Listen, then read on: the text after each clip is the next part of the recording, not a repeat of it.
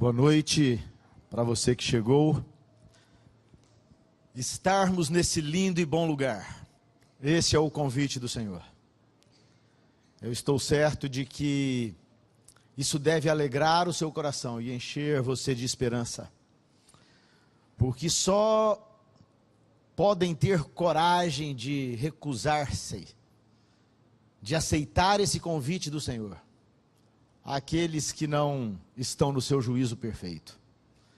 Porque as promessas de Deus, em contrapartida àquilo que esse mundo tem a nos oferecer, não podem ser comparadas. O livro do Apocalipse que nós estamos estudando, a última grande advertência de Deus. Essa última grande advertência de Deus para o seu povo, vivendo nos últimos dias, nos momentos finais da história. Nós estamos praticamente chegando aos momentos finais da história, às partes finais desse livro. Eu acredito que tirando hoje, mais 3 domingos e nós encerramos esse estudo, que durou quase um ano. O tema que nós temos a estudar hoje à noite, Apocalipse 17,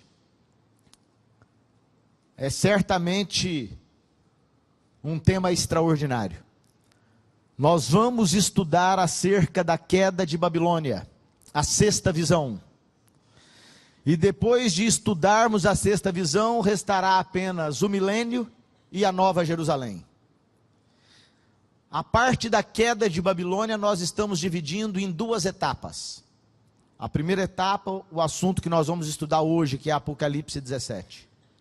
No domingo que vem, nós concluímos a visão da queda de Babilônia, que são os 7 cânticos. E então vamos concluir um domingo para o milênio e um outro domingo para a Nova Jerusalém. Pode passar então o outro slide, por favor. Bom, a queda de Babilônia. Você se lembra que há uns domingos atrás, nós estávamos estudando acerca do grande conflito. O grande conflito é a história do pecado desde que ele se instalou no universo. Desde o momento em que aquele anjo das trevas, que fora no passado um portador de luz, Lúcifer, desde o momento em que ele desafia o trono de Deus, uma mácula, uma sombra negra foi posta nesse universo. E depois de algum tempo, essa mancha negra se confinou a esse planeta azul onde nós vivemos. Aqui é que não apenas os homens, mas os anjos e os seres não caídos que povoam vastamente esse universo, puderam ver se desenrolar a grande trama do mal, ou seja, aquilo que era a proposição de Lúcifer. Um império baseado no egoísmo. O resultado foi que nós experimentamos morte, experimentamos sofrimento, experimentamos decadência, experimentamos perdas, com as quais nós continuamos convivendo. A Bíblia, portanto, nos diz que, nessa parte lá do grande conflito no Apocalipse, que a mãe genuína, a igreja, aqueles que ao longo da história se submetem a Deus, haveriam de sofrer nesse mundo. E aí nós temos então, da quarta, uma contrapartida com a sexta visão do Apocalipse. No quiasma, um espelho dessas 2 visões. E nós estudamos hoje, começamos hoje, o estudo acerca da queda da falsa mãe. É bem verdade, a mãe genuína e seus filhos sofreram, mas a falsa mãe será destruída. Percebe a diferença? Ambas estavam vestidas. A verdadeira mãe está vestida de branco, a falsa mãe de púrpura, de vermelho. Os filhos da genuína mãe guardam seus mandamentos, mas as filhas da falsa mãe são prostitutas. Ambas as mulheres são levadas para o deserto. A mãe genuína no deserto é sustentada por Deus. Ela é levada pelas asas da grande águia, uma representação do Senhor. A falsa mãe também é levada para o deserto, mas com outro objetivo. No deserto ela será destruída e sofrerá afinal as suas punições, como nós estudamos na semana passada acerca das 7 pragas. Em ambos os casos nós percebemos bestas com 7 cabeças e 10 chifres. Em ambos os casos há um grito desferido dos céus: caiu Babilônia. E em ambos os casos, em ambas as visões, nós temos a confirmação de um grupo que se levanta como testemunha de Jesus. Quando nós avançamos um pouco mais, eu quero o slide. Nós avançamos um pouco mais, nós percebemos que nós estamos vivendo exatamente nesse tempo. O tempo em que está posto uma interrogação. À nossa frente, na quinta visão, nós vimos a semana passada, à direita da interrogação, aquela seta azul que nos aponta as pragas, ocorrendo ao longo de um ano. E então, no final desse período, você percebe que a quinta, a sexta e a sétima pragas, embora elas atinjam a humanidade de forma geral, elas são, a quinta, a sexta e a sétima, diretamente colocadas sobre Babilônia. Ou seja, o capítulo 17 do livro do Apocalipse é um detalhamento do capítulo 16, em relação a 3 pragas, a quinta, a sexta e a sétima. A quinta praga é o momento em que o trono da besta é revestido de escuridão. Ninguém pode perceber nada. A sexta praga, a grande batalha, aqueles que entregam o seu poder à besta, são dirigidos por demônios, e enfrentam afinal os filhos de Deus, mas no momento em que a luta é mais dura, aqueles reis que vêm da banda do sol, eles acabam se enfrentando com o Cordeiro de Deus, e são para sempre destruídos. E finalmente na sétima praga, nós percebemos que esse é o momento final, em que Babilônia sorve finalmente o furor da ira de Deus e é destruída. Muito bem, você se lembra que ao longo desse estudo, as cartas eram dirigidas especialmente à igreja, os selos eram dirigidos a todos aqueles que de alguma forma se relacionaram com o povo de Deus na história. As trombetas, a terceira visão, se aplicando às grandes religiões monoteístas da terra: islamismo, cristianismo e judaísmo. Então você percebe que o grande conflito se aplica agora a cada ser inteligente que foi criado por Deus e que povoou esse universo. Ou seja, cada indivíduo precisa se posicionar em relação ao conflito. Os anjos e os mundos não caídos já fizeram isso. E alguns deles, a grande maioria, milhares de milhares, milhões de milhões, eles permanecem fiéis a Deus. Mas aqueles rebeldes foram expulsos do céu e estão confinados a esse planeta. E esses 6.000 anos de história Deus deu para que homens e mulheres também se posicionem. Ou seja, você não é um ator, você é alguém que vive a plena realidade da história do conflito. Você precisa se posicionar.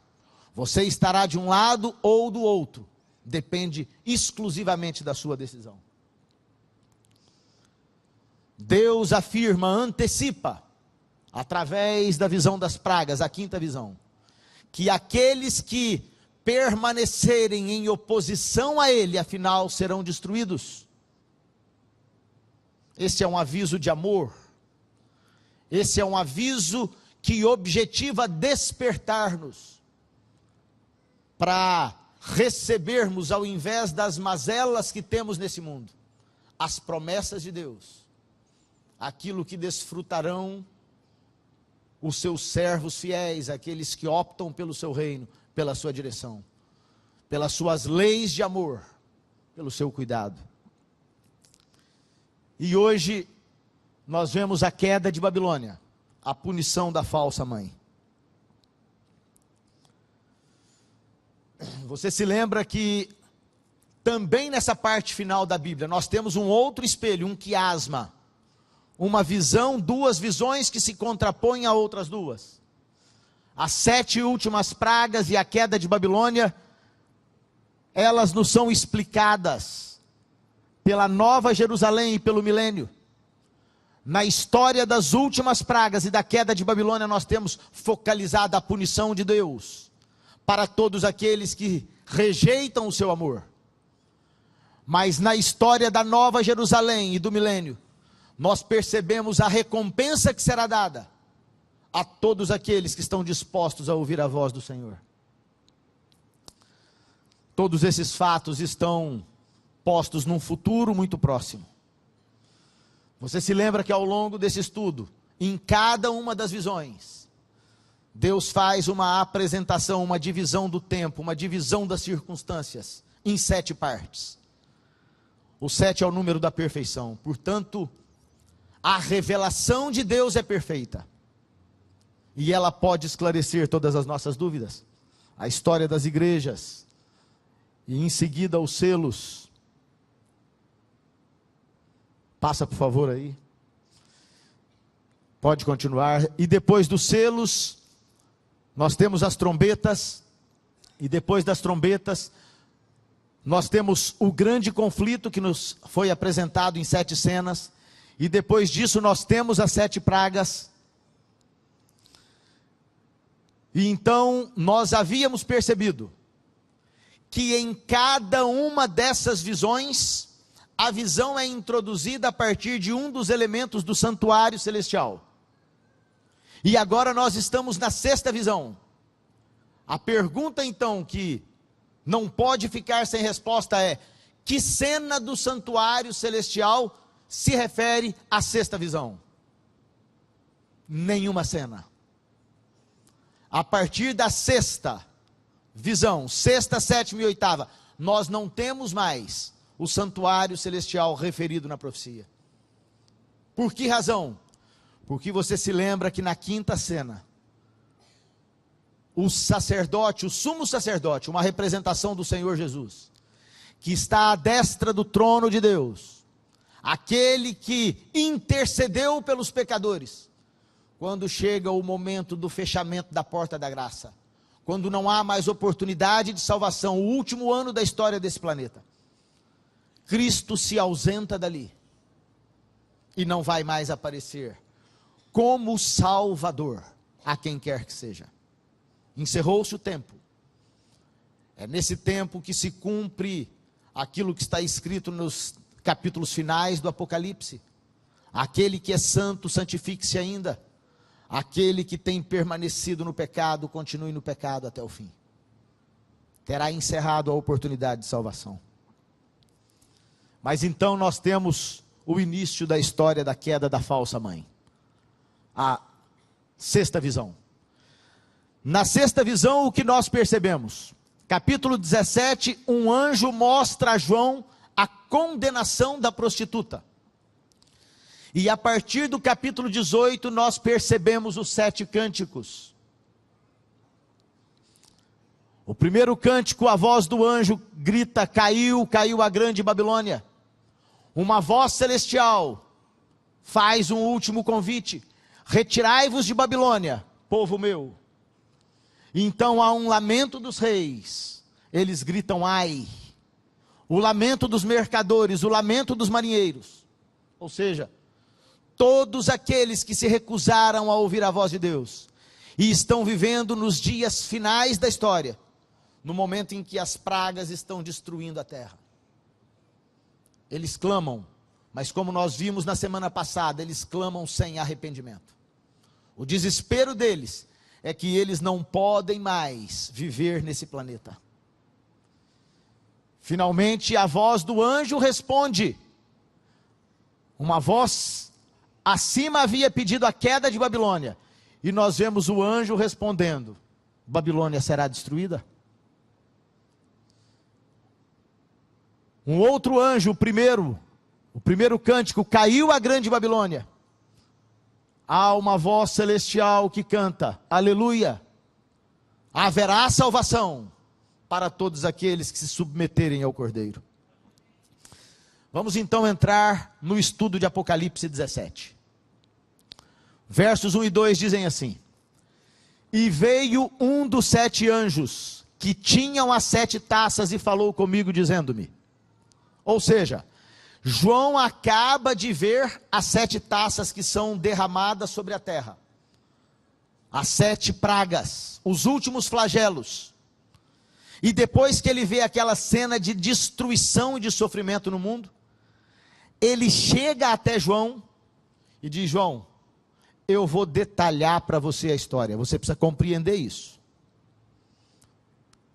Eu vou explicar para você o que está acontecendo. Vem, mostrar-te-ei a condenação da grande prostituta, que está assentada sobre muitas águas.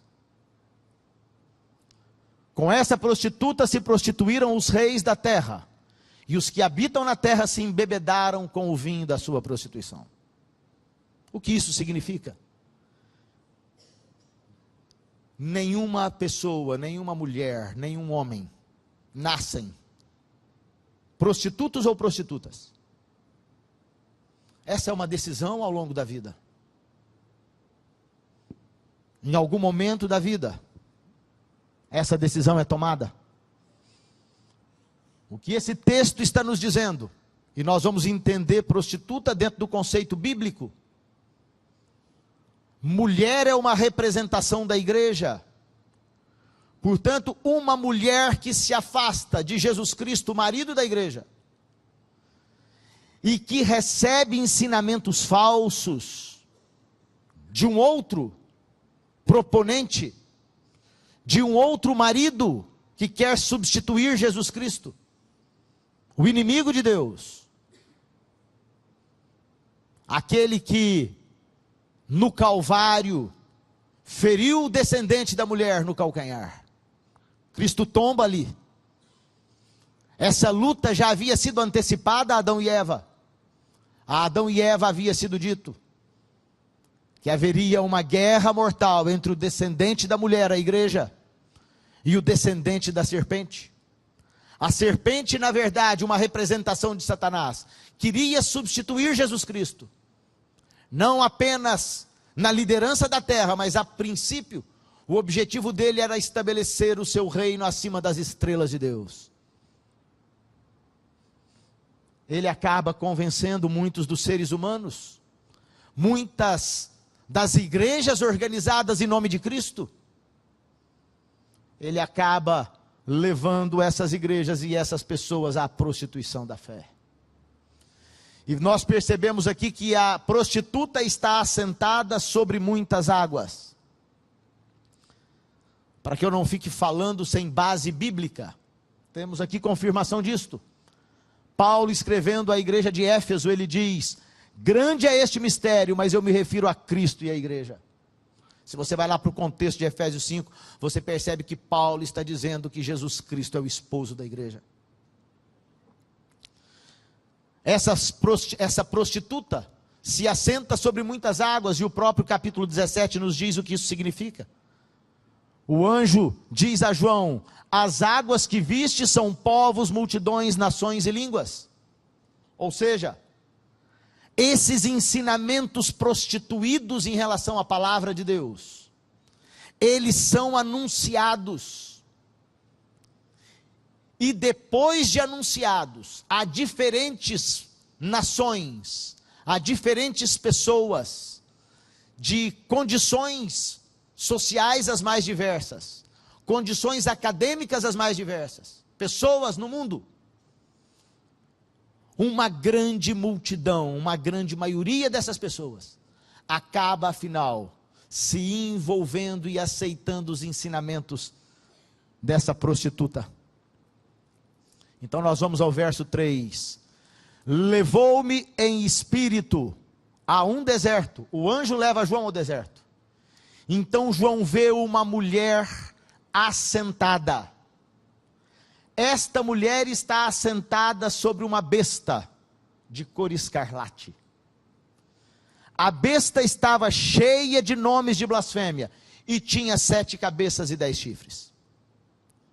E aqui nós começamos a encontrar alguns enigmas. Mas quando nós olhamos, o nosso objetivo agora é compreender quem é essa mulher, que está assentada sobre a besta. Ela já foi apresentada na Bíblia, em outras porções da Bíblia, e quando nós comparamos essas visões, nós percebemos que essa mulher não pode ser outra coisa. Vamos avançar, vamos ver quem pode ser essa mulher. Nós havíamos visto lá em Daniel 7, a história de um chifre pequeno, que para se erguer no cenário da história, 3 outros chifres cairiam. Esse é um poder que durante 1260 anos perseguiu os fiéis. Um poder que mudou os tempos e a lei. E nós sabemos que isso aconteceu na história da igreja romana. Ao longo do chifre pequeno, nós vemos uma clara identidade com a primeira besta de Apocalipse 13. Em ambos os casos, nós vemos nomes de blasfêmias. Nós vemos guerra contra os santos, e nós vemos um grande domínio, adoração a esse poder apóstata. Por que apóstata? Porque esse poder preferiu deixar as verdades cristalinas das Escrituras, e alterou aquilo que Deus deu para os seus filhos, os ensinamentos puros. A mulher de Apocalipse 17, que aparece como blasfema, tanto no chifre pequeno, quanto na primeira besta de Apocalipse 13, é alguém abominável. Quem é? Que orações são abomináveis? De acordo com o texto bíblico, aquele que se afasta de obedecer à lei, até as suas orações são abomináveis. Percebe o que é isso? Alguém que coloca homens como intercessores entre você e Deus, confissão de pecados a homens, a padres. Isso não está previsto na Bíblia. A Bíblia diz que as nossas confissões têm que ser feitas ao nosso advogado, o Senhor Jesus Cristo. É isso que diz João numa das suas epístolas. Se alguém pecar, nós temos um advogado junto ao Pai. Diversos ensinamentos equivocados, transformando a revelação de Deus pela vontade humana. Ela guerreia contra os santos durante 1260 anos. De 538 a 1798 nós estudamos isso aqui. E nós vimos, quando estávamos na visão final lá do grande conflito, que haverá ainda uma guerra significativa contra aqueles que permanecem leais a Deus no momento final da história. Portanto, a guerra contra os santos acaba fazendo com que essa mulher esteja embriagada pelo sangue dos santos, aqueles a quem ela levou à morte. Ela tem grande domínio, de acordo com o chifre pequeno. Adoram-na todos os que habitam na terra, e ela é a grande cidade que reina sobre os reis da terra. Você deve ter estado aqui nos estudos anteriores. Quase 200 de países têm as suas representações diplomáticas dentro do Estado do Vaticano e se submetem à autoridade do Papa. É a grande cidade que domina sobre os reis da terra. Além da mulher, nós percebemos uma outra entidade, uma besta. E a besta é carregada a mulher é carregada pela besta. Quem é a besta? Nós vimos que a besta tem 7 cabeças e 10 chifres. Nós havíamos visto apenas uma outra circunstância na Bíblia, em que nós vemos alguém com 7 cabeças e 10 chifres. Apocalipse 12:3 nos dizia: viu-se também outro sinal no céu, e eis um grande dragão, grande, vermelho, com 7 cabeças, 10 chifres, e nas cabeças 7 diademas. Vamos fazer uma comparação dessas duas entidades que aparecem nas Escrituras.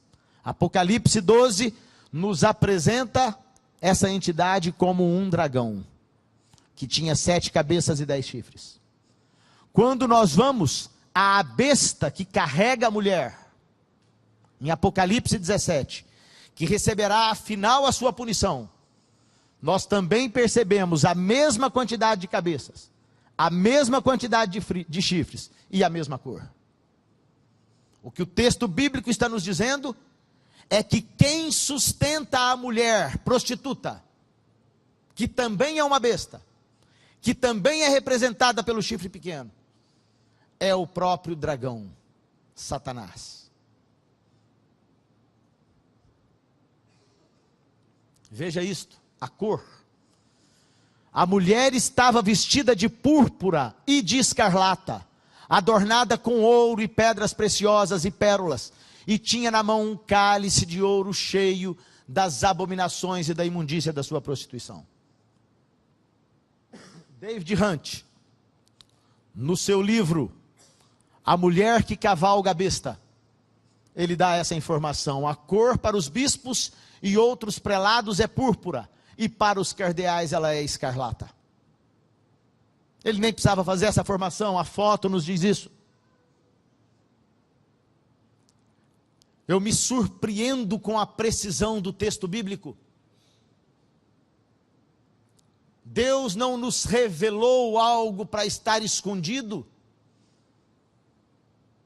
Quando Deus nos traz a sua revelação, é para que a sua revelação esteja diante dos nossos olhos, e percebendo o seu amor, percebendo o seu cuidado, nós precisamos estar atentos aos poderes aos quais nós nos submetemos nesse mundo. Querido, eu quero abrir um parênteses aqui para dizer a você, que nós não podemos nos submeter a nenhuma autoridade religiosa. Seja em qualquer igreja, inclusive nesta, homens não têm o poder de Deus. É por isso que nós vivemos num tempo em que você precisa investigar a palavra do Senhor por você mesmo. Eu não estou dizendo que muitos dos pastores não sejam confiáveis, mas eu estou dizendo que você não pode colocar a sua fé nas palavras de um líder da igreja. Você precisa examinar. Precisamos estar preparados e atentos como faziam os bereanos. Você se lembra? O texto bíblico diz que eles eram mais cuidadosos do que aqueles de Tessalônica, porque os de Bereia confirmavam na palavra de Deus aquilo que estava sendo dito. Então eu estou aqui há muito tempo apresentando essas mensagens, mas você não deve confiar apenas naquilo que eu digo. Você precisa examinar as Escrituras por você mesmo, porque a Bíblia nos fala de um tempo que está diante de nós, em que a igreja será sacudida, a sacudidura. O que será a sacudidura? A sacudidura é um tempo em que nós perceberemos dentro das nossas próprias fileiras, pessoas indo numa direção, outras indo em outra direção. Isso já tem acontecido.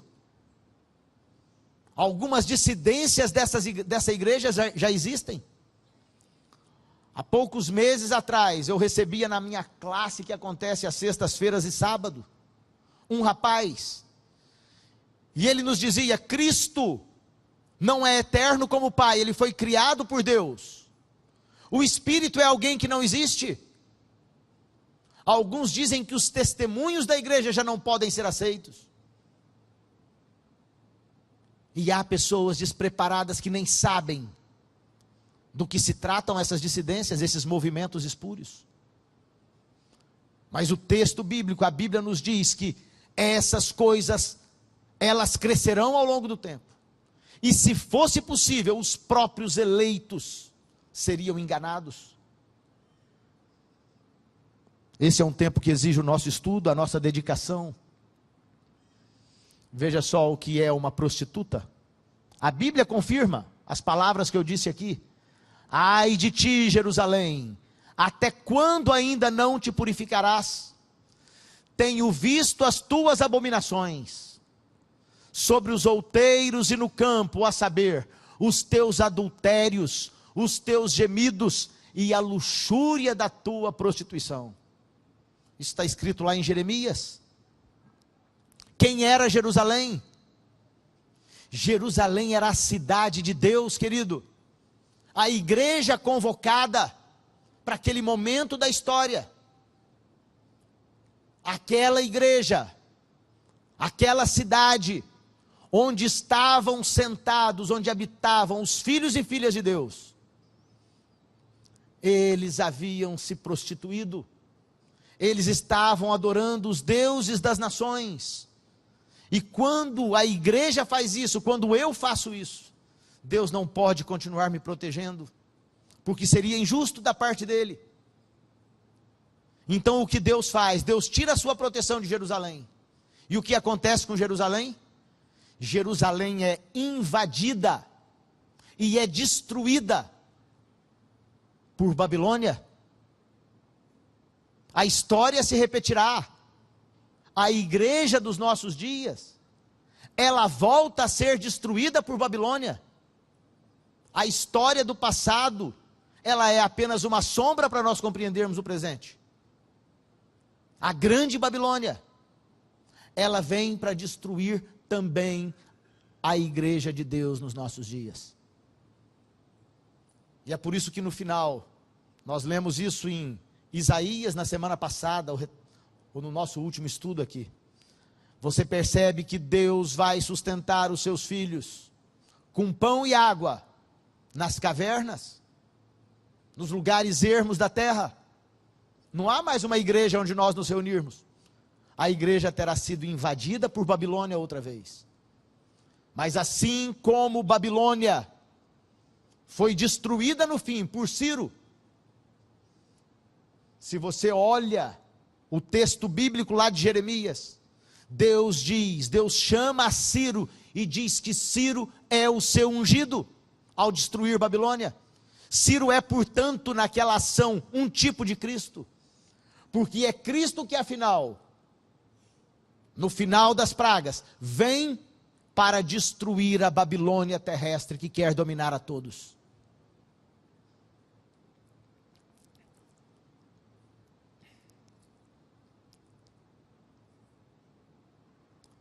Passa o próximo slide, por favor, eu perdi aqui a sequência. Veja só, como o texto bíblico é claro, Apocalipse 17:5. Na sua testa estava escrito o nome, Mistério, a grande Babilônia, a mãe das prostituições e das abominações da terra. O que fez na verdade a igreja? A igreja ensinou muitas heresias. Ela ensinou, por exemplo, que os pecadores são condenados ao inferno. Inferno é algo que não existe. A Bíblia diz que não existe. Todas as vezes que você lê na sua Bíblia a palavra inferno, se você vai lá para os originais, hebraico, grego, aramaico, as palavras que foram traduzidas por inferno nas nossas Bíblias, as palavras que constam lá são, a palavra é sepultura, o lugar dos mortos. Lá não fala de um lugar de tormento onde pessoas são queimadas e sofrem pelos séculos dos séculos. A igreja ensinou que os pecadores queimarão em tormentos para sempre. A igreja disse que os concílios eclesiásticos têm mais autoridade do que a palavra de Deus. Ela ensinou que mandamentos humanos podem modificar os mandamentos de Deus.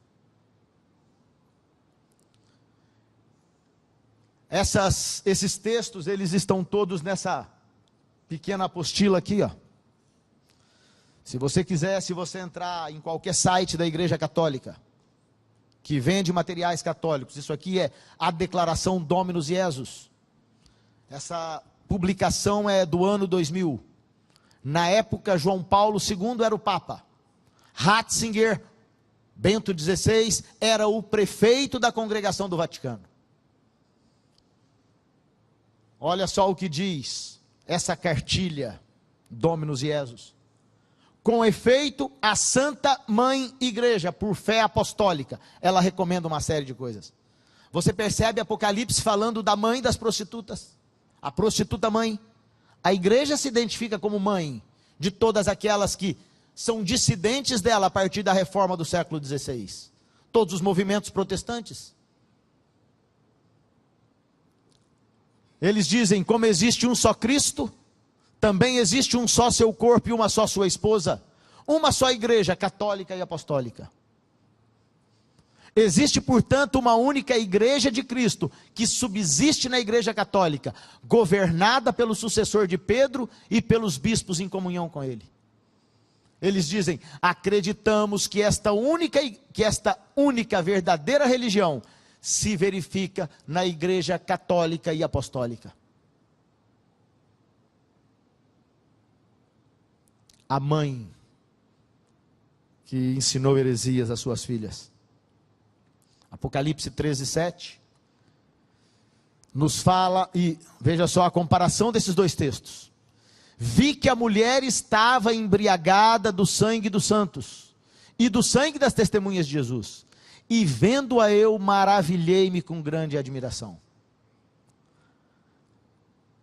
13:7 diz, foi-lhe permitido fazer guerra aos santos e vencê-los, e deu-se-lhe poder sobre toda tribo e língua e nação.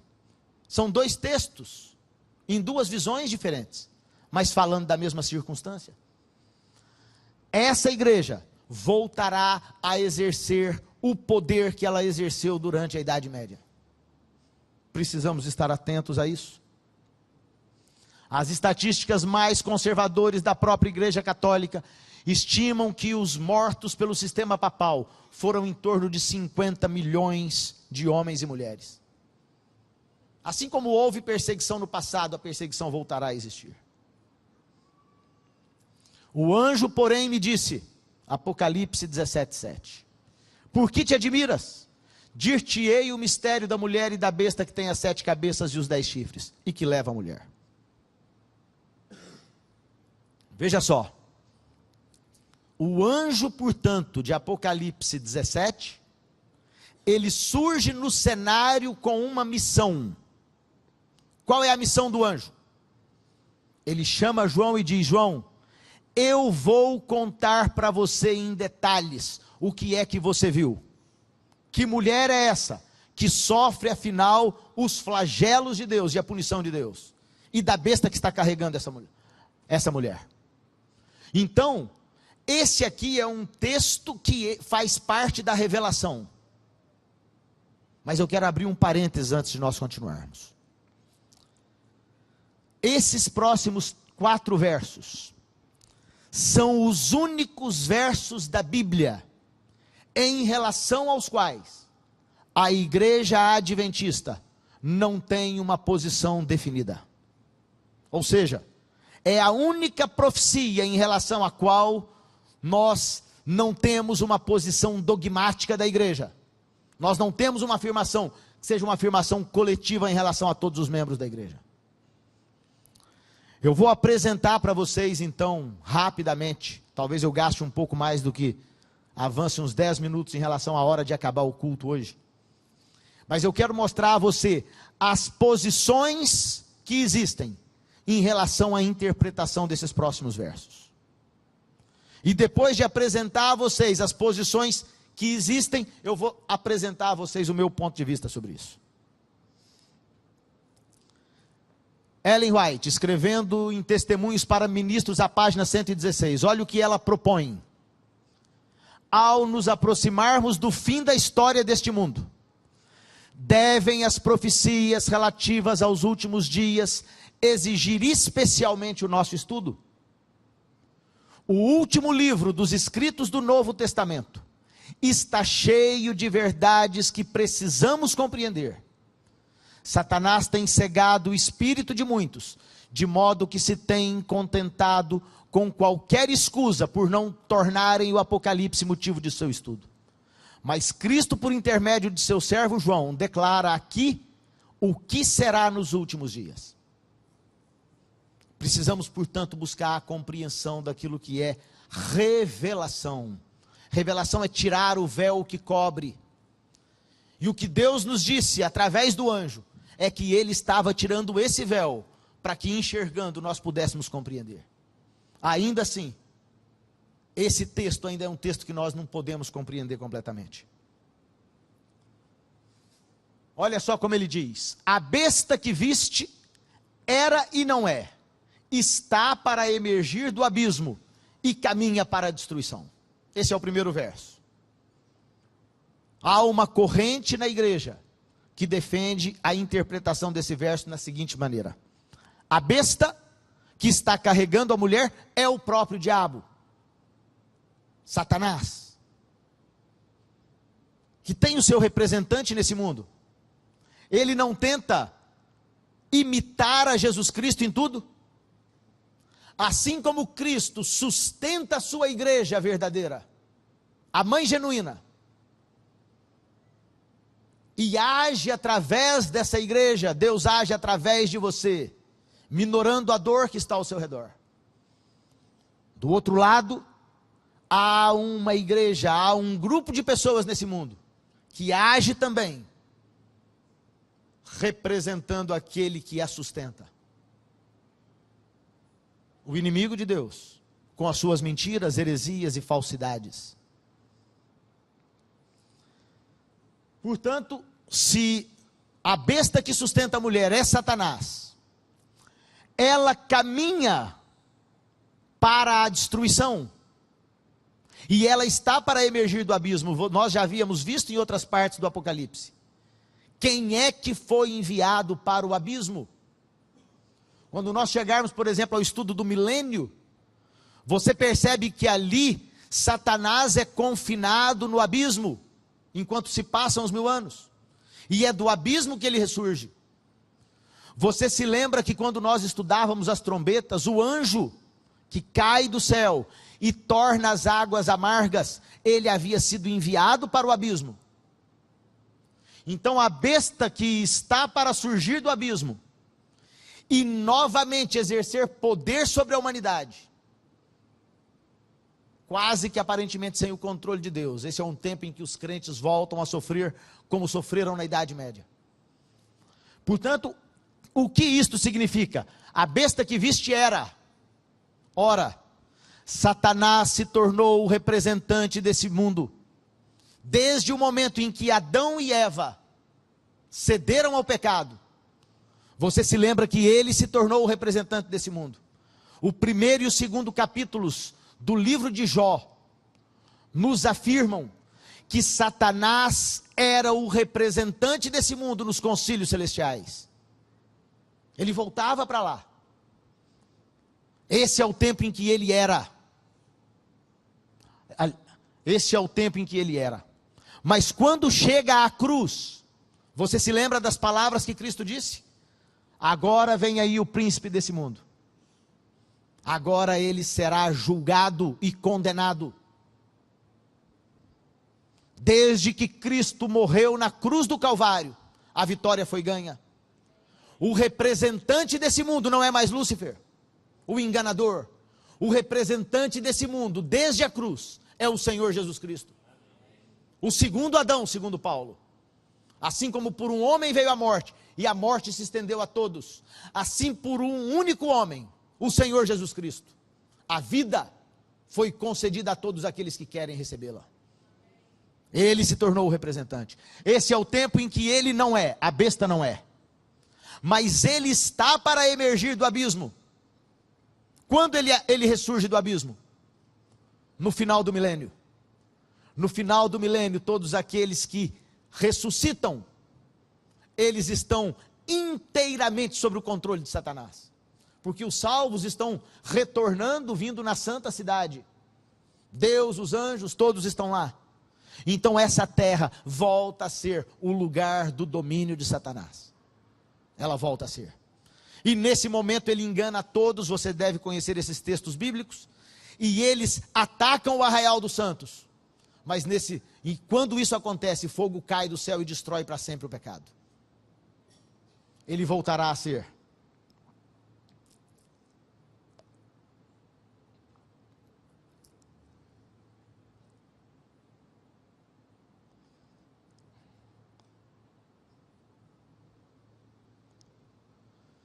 Podia passar o próximo slide, por favor?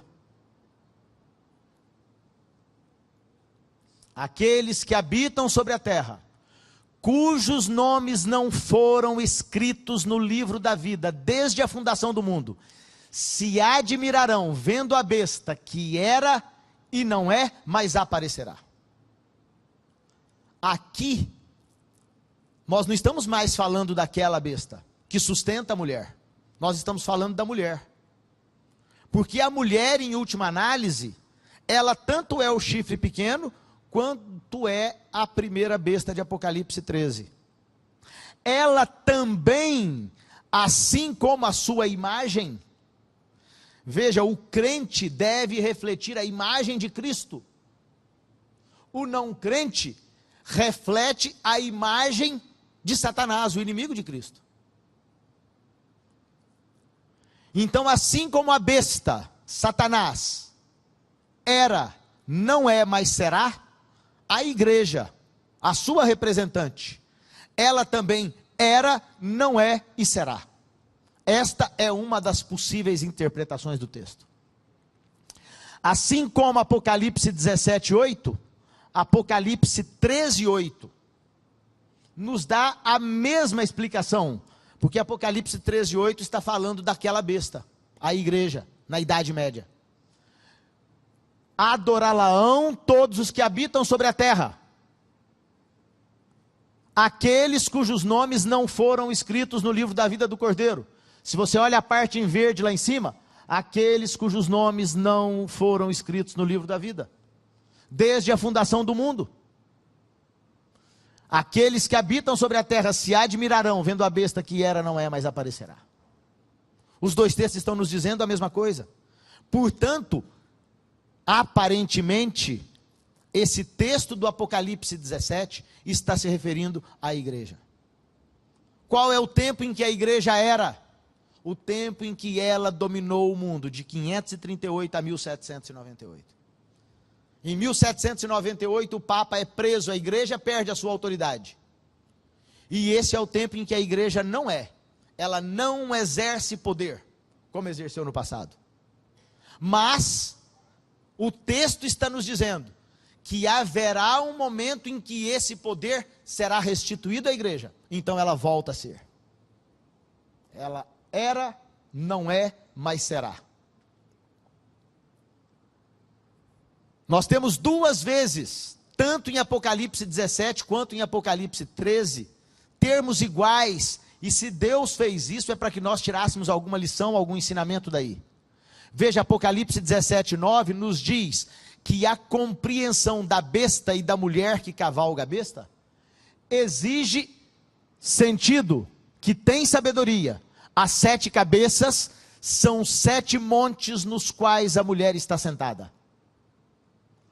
É dentro da cidade de Roma, chamada a cidade dos 7 montes, que está agora confinada a inteira área do Estado do Vaticano. Os 7 montes de Roma estão ali: Palatine, Capitoline, Quirinal e cada um deles. Se você entrar na internet, você vê muito desse material, abundância desse material. Apocalipse 17:9, aqui está o sentido que tem sabedoria. As 7 cabeças são 7 montes. Ali está o Vaticano. A cidade do Vaticano, de acordo com esse mapa, está confinada dentro daquelas setas que indicam a posição dos montes que lá estão. Apocalipse 17:18 nos informa que a mulher que viste é a grande cidade que reina sobre os reis da terra. Então o texto vai tornando claro o nosso entendimento. Apocalipse 17:9 fala do sentido que tem sabedoria, mas Apocalipse 13:18 nos dizia a mesma coisa: aqui há sabedoria.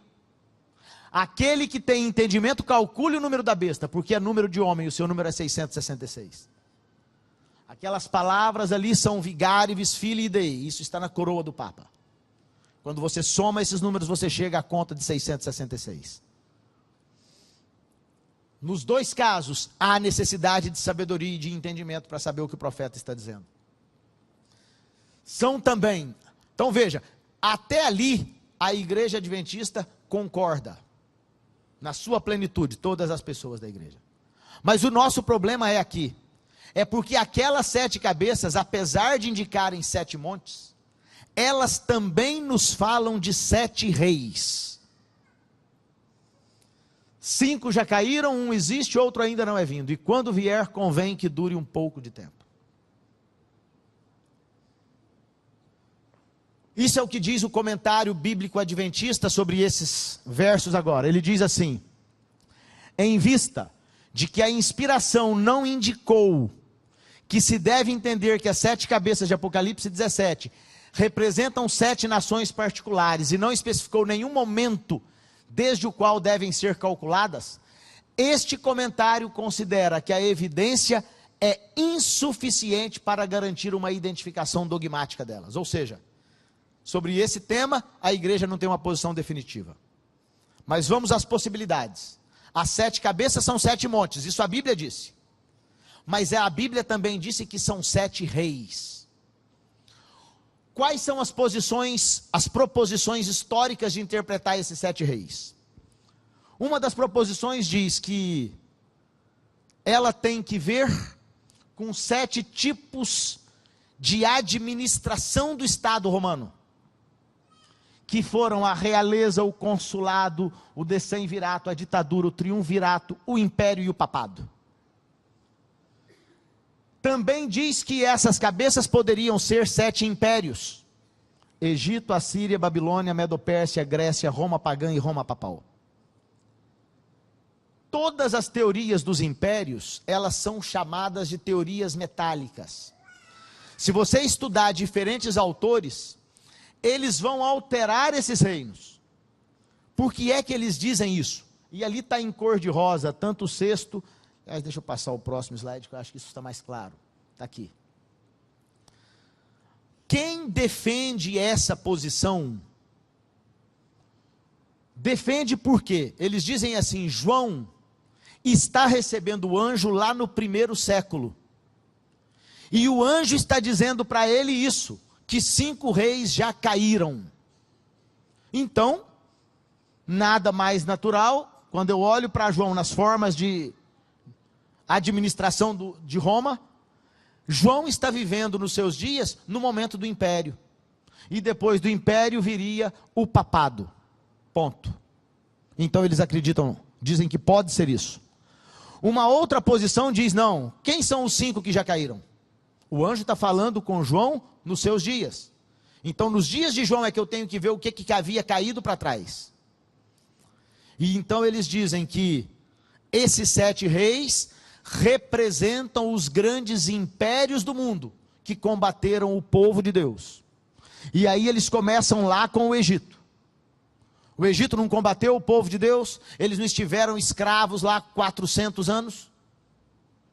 Então o Egito seria a primeira cabeça, o primeiro rei. Depois a Assíria, que destruiu Samaria. Depois Babilônia, Medo-Pérsia, Grécia. E então Roma pagã. E o último poder seria Roma papal. Existe uma outra visão. A outra visão diz que aqueles 5 que haviam caído não tinha que ver com os dias de João. Afinal de contas, se você pega os primeiros versos que nós já estudamos, você se lembra que o anjo disse para João: vem, eu vou te levar para o deserto e vou te mostrar a condenação da mulher. Queridos, nos dias de João, a mulher ainda não existia. A igreja só se estabeleceria lá em 538 para exercer o seu papel. Ou seja, nós não podemos estar falando daquele tempo. Nós estamos falando de alguém no futuro. Quando o anjo vem para explicar a João, ele vem e diz assim para João: eu vou te mostrar o que é a condenação da prostituta. Ou seja, João é transportado no tempo, e ele chega aos dias finais da história, E então o anjo vai explicar para ele o que está acontecendo com a mulher que cavalga a besta e com a besta, sobre a qual a mulher está sentada, não é isso? Então isso tem que ver com o tempo final. Então, alguns que defendem essa ideia, eles dizem o seguinte: a besta foi a igreja de 538 a 1798. Em 1798 a igreja deixa de exercer sua autoridade.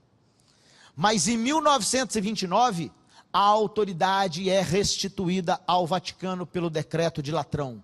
E os papas voltam a ter a sua realeza. De lá para cá nós temos 7 papas e estamos vivendo os dias do 8º. Aqueles que advogam essa ideia, eles dizem o seguinte: que João havia sido transportado pelo anjo para o futuro, até os dias de João Paulo II. E é nos dias de João Paulo II que essa visão surge, a possibilidade dos papas como reis. E então, o 7º papa duraria pouco tempo. E de fato, quando nós olhamos para os papas anteriores, à exceção de João Paulo I, o reinado de Bento XVI é de 7 anos, 10 meses e 9 dias. Pouco tempo. E então vem Francisco, que nós não sabemos quanto tempo ele estará à frente da igreja. Essa interpretação, portanto, ela nos diz que os 5 que haviam caído era até João Paulo I. Então João Paulo II seria o 6º rei. O 7º, Bento XVI, duraria pouco. E o outro rei, na sequência, aqueles que defendem essa interpretação, dizem que ele é quem vai para a perdição. Aquele que enfrenta a igreja no momento final. A besta que era e já não é ela também o 8º rei, e é do 7 e vai à perdição. Por que é que essa interpretação diz que é do 7? Porque algo extraordinário aconteceu na história nos nossos dias. Pela primeira vez no Vaticano, nós temos 2 papas convivendo. Juan, eu gostaria que você colocasse esse vídeo do Jornal Nacional, dura 38 segundos. Uma declaração rápida e aí nós estamos indo para o fim. A partir de hoje, o Vaticano vai registrar uma situação que nunca se viu antes. Vai abrigar 2 pontífices. O Papa Emérito Bento XVI deixou de helicóptero a residência de verão de Castel Gandolfo, onde estava desde 28 de fevereiro, e foi recebido pelo Papa Francisco. Bento XVI passará o resto da vida isolado, junto com o irmão, num mosteiro que foi reformado. O prédio fica perto da residência Santa Marta, onde mora Francisco. Essa é uma história que acontece pela primeira vez. 2 papas morando juntos no Vaticano. Talvez por isso o anjo tenha dito que o 8º é do 7 e caminha e vai para a destruição. Um outro fato extraordinário que nós temos é que pela primeira vez na história nós temos um papa que é jesuíta.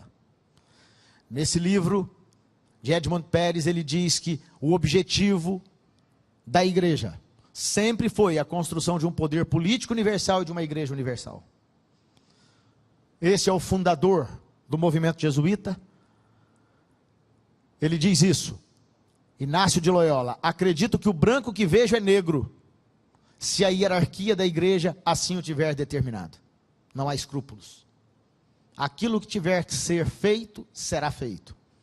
Assim se caracteriza a ordem dos jesuítas ao longo da história desse planeta. Se você tem dúvidas, estude um pouco sobre isso. Nós já apresentamos aqui em estudos passados a forma como os jesuítas estiveram à frente, tanto do fascismo na Itália como do nazismo na Alemanha, em que milhões de vidas foram ceifadas, sob a proteção da igreja. Atualmente, 750 membros no Brasil, há aproximadamente 19 mil padres distribuídos em 112 países. Sabem qual é o lema deles? Perinde ac cadaver, do latim, que significa disciplinados como cadáveres. Olhos vendados, eles caminham na direção em que a autoridade da igreja assim determinar. E aqui eu quero apresentar para vocês Adolfo Nicolás Pachon. Esse homem é o líder dos jesuítas no mundo. Ele é um sacerdote espanhol. membro da Companhia de Jesus, ele é o prepósito geral, ou seja, ele é o equivalente ao líder de todos eles, desde 19 de janeiro de 2008. O líder dos jesuítas é conhecido como Papa Negro, porque as suas vestes são sempre negras. A relação entre os papas negros e os papas que estão em Roma, é de total subserviência, para atender aquilo que a igreja quiser determinar no mundo. Como é que eu entendo isso? Qual dessas teorias é a correta? Eu vou dizer para vocês, eu não posso afirmar com certeza nenhuma delas. Mas eu preciso dizer à igreja que nós precisamos estar atentos. Porque se é esse o cumprimento profético, se nós estamos vivendo nos dias do último Papa, isso significa que a vinda de Cristo a esse mundo é iminente. Nós vamos vê-lo. Mas se não for isso, como diz Abacuque, se a visão demora, não desista, porque ela se cumprirá. Ou seja, nós não podemos ancorar a nossa fé nessa posição. A igreja nesse momento tem estado dividida. Você ouve, por exemplo, Leandro Quadros, na Novo Tempo. Leandro Quadros diz, não, nós temos que olhar para as nações históricas. Os 7 papas não se aplicam aqui. Os 7 reis como 7 papas. Você ouve, por exemplo, pastor Samuel Ramos nos Estados Unidos. Há vídeos inteiros na internet. Ele dizendo, esta é a única possibilidade, não há outra. Eu tenho um material, por exemplo, que foi publicado, foi veiculado pela administração da igreja na França. A igreja diz apenas isto, essa é a minha posição. Esse é um tempo que a igreja precisa se unir, colocar-se de joelhos diante de Deus, porque se a revelação nos foi dada, ela deve ser compreendida. Esse é um tempo que nós precisamos chorar entre o alpendre e o altar, para compreender o que é a revelação de Deus. Eu sei que nós, com mais 5 minutos nós terminamos. Eu sei que uma nova ordem mundial será estabelecida. Aqui nós voltamos a ter unidade e unanimidade na igreja. Uma nova ordem mundial será estabelecida. Os 10 chifres que viste são 10 reis que ainda não receberam o reino, mas recebem o poder como reis por 1 hora juntamente com a besta. 15 dias. Durante 15 dias nós teremos uma nova ordem mundial estabelecida. E nós temos aqui diversos jesuítas que escrevem sobre esse tema. Malak Martin, morreu no ano de 1999, ele publicou aquele livro, As Chaves desse Sangue. Ele diz isso, aqueles entre nós que temos menos de 70 anos de idade, isto era lá em 1990. Veremos pelo menos instalada a estrutura básica do novo governo mundial. Mas aqueles que estão abaixo da idade de 40 anos, ou seja, lá em 90, que tem hoje 60 anos, ele diz que essas pessoas certamente viverão sob a autoridade e controle da nova ordem mundial, tanto no nível legislativo, quanto executivo e quanto judicial. E essa nova ordem é que entrega, afinal, os seus poderes e a sua autoridade à igreja. Esse livro de 1940, que fala sobre a nova ordem mundial de H.G. Wells, ele diz isso, inúmeras pessoas hão de odiar a nova ordem mundial, acabarão rendidas à infelicidade pela frustração de suas paixões e ambições, através do advento da nova ordem mundial, e morrerão em protesto contra ela. Isso é uma nova ordem de coisas estabelecidas, uma nova autoridade. As pessoas colocadas apenas em 2 posições, aqueles que adoram a Deus e aqueles que não o adoram. Aqueles que adoram no dia que Deus estabeleceu em sua palavra, e aqueles que adoram no dia falso, espúrio, estabelecido pela autoridade da igreja. Há muito material, há muitos livros escritos sobre isso, que falam sobre o estabelecimento da nova ordem mundial, para os nossos tempos, para os nossos dias. Esses livros, a maioria deles não foi traduzida para o português. Estão em inglês apenas. Quem propõe isso não é nem alguém que esteja ligado à igreja. Isso é, na verdade, um grande filósofo, que mora atualmente nos Estados Unidos. Ele tem diversas publicações, foi colunista do Globo durante muito tempo. Dr. Olavo de Carvalho. E aqui está um cenário. Isso é o que é a proposição. Se você entrar na internet, você vai também ver muita coisa sobre isso. Os 10 reinos. Os 10 reinos nos quais a humanidade deverá estar dividida. Não são países, são blocos econômicos. O primeiro bloco constituído pela América do Norte, Estados Unidos, Canadá. E então o segundo bloco, alguns variam, alguns dizem que é Estados Unidos, Canadá, Estados Unidos e México. Então a América do Sul seria um outro bloco. O terceiro bloco, o segundo bloco seria ali onde está em amarelo, do lado direito, a Europa. O quarto bloco pega a Oceania e a África do Sul. O quinto bloco seria a Eurásia, a região onde funcionou o socialismo da União Soviética. A Eurásia sendo reestabelecida. O sétimo bloco, ele está em formação. Você se lembra da Primavera Árabe, coisa de 1 ano, 2 anos atrás, quando os muçulmanos, diversos regimes totalitários caíram para estabelecerem ali democracias. Então o sétimo bloco pegaria todo mundo muçulmano, que inclui também o norte da África.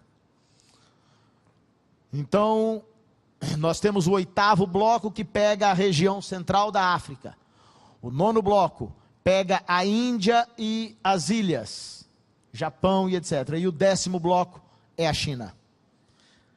Essa é uma posição econômica. Não tem nada que ver com religião. Se você começar a estudar o que está acontecendo no planeta, você vai ver que existe uma tentativa de se estabelecerem 10 blocos no mundo, para que a economia volte a funcionar. Desde 2007 nós estamos vivendo uma crise sem precedentes. As oscilações das bolsas no mundo, para quem acompanha isso, percebe que nós estamos vivendo caos. Para que você tenha uma ideia do tamanho do caos, as ações da Petrobras no Brasil, que chegaram em 2007 à casa de quase R$60, elas foram comercializadas na última sexta-feira por pouco mais que R$18. Isso não acontece só no Brasil. Se você olhar para o mundo está vivendo um colapso financeiro. Então qual é a tentativa? A tentativa é resgatar a possibilidade de crescimento desse mundo, dos negócios nesse mundo. É por isso que aqueles que não estão dispostos a contribuir com esse novo projeto, não vão poder comprar nem vender no estabelecimento do novo governo mundial. Percebe? E nós vamos aqui para o final.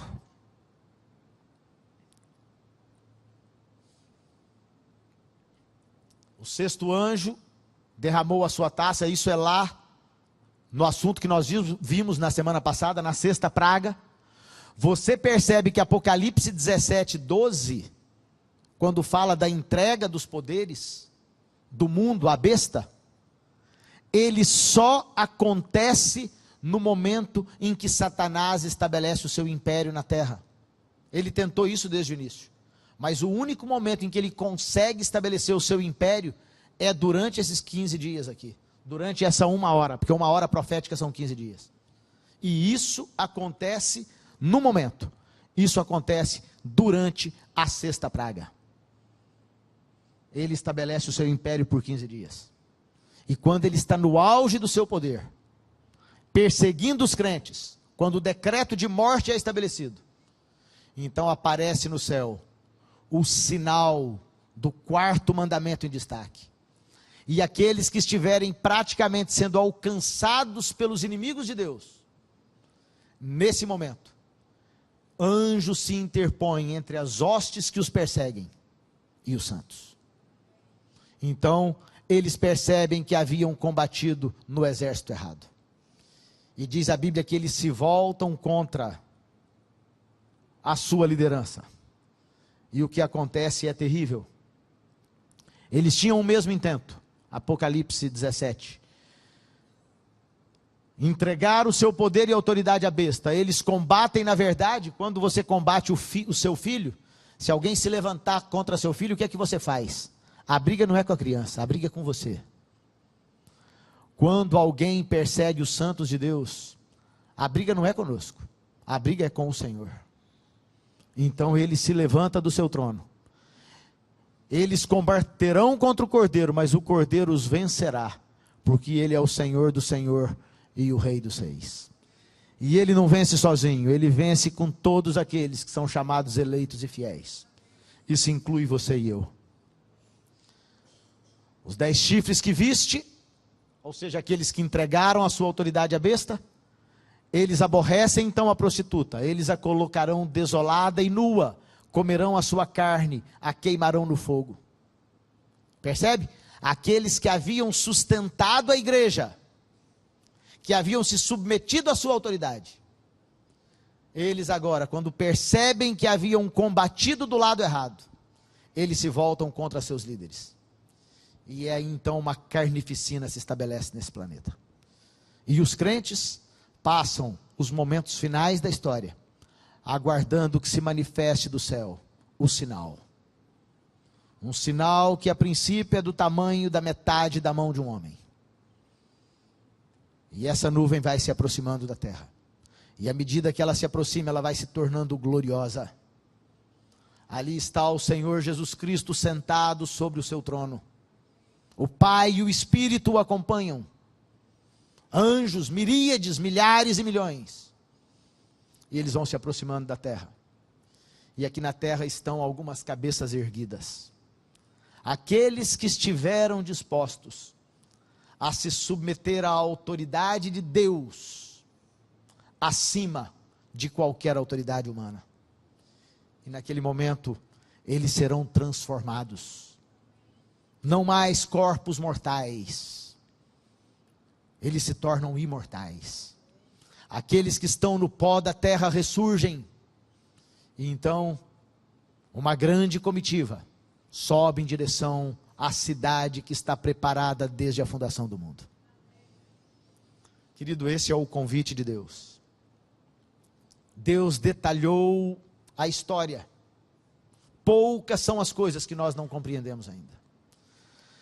Mas o meu convite a você nessa noite é que nós nos unamos em oração e busquemos a Deus, busquemos compreender a revelação, porque a promessa se cumprirá, ela não falhará, ela pode tardar. Eu quero concluir as minhas palavras nessa noite lendo esse texto com você, para que você não se esqueça disso nunca. Isso está lá em Abacuque.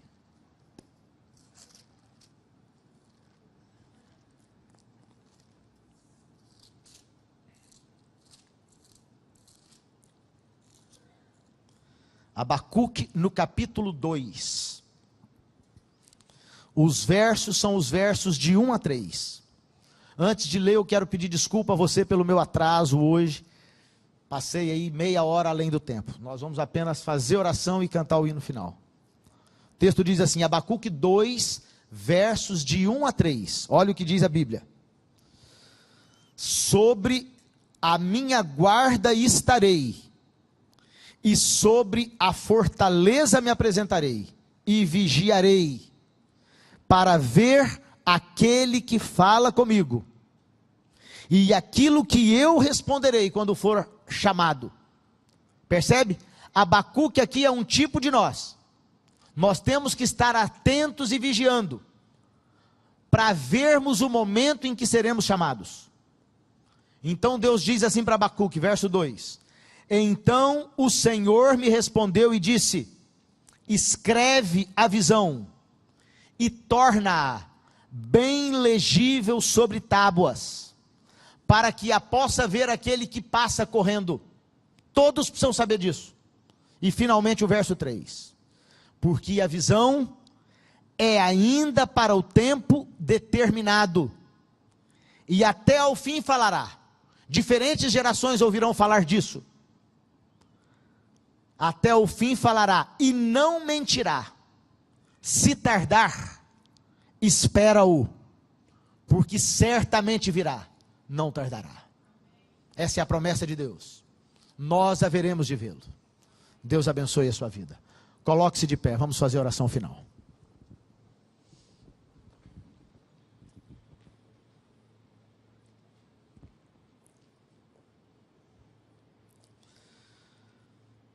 Senhor nosso Deus, nós viemos à sua casa nessa noite para juntos estudarmos a sua palavra. Nós sabemos com que cuidado o Senhor se revelou a nós. Nós nos lembramos das palavras do apóstolo João no seu evangelho, quando o Senhor disse que era para estarmos atentos a todas as coisas, a fim de que, percebendo o cumprimento da profecia, nós pudéssemos crer. Portanto, mantém-nos atentos, abre os nossos olhos, nós queremos estar vigiando, e quando o Senhor chamar, quando formos arguidos, nós queremos dizer ao Senhor que temos estado ao teu lado, e queremos permanecer com o Senhor, até o momento final.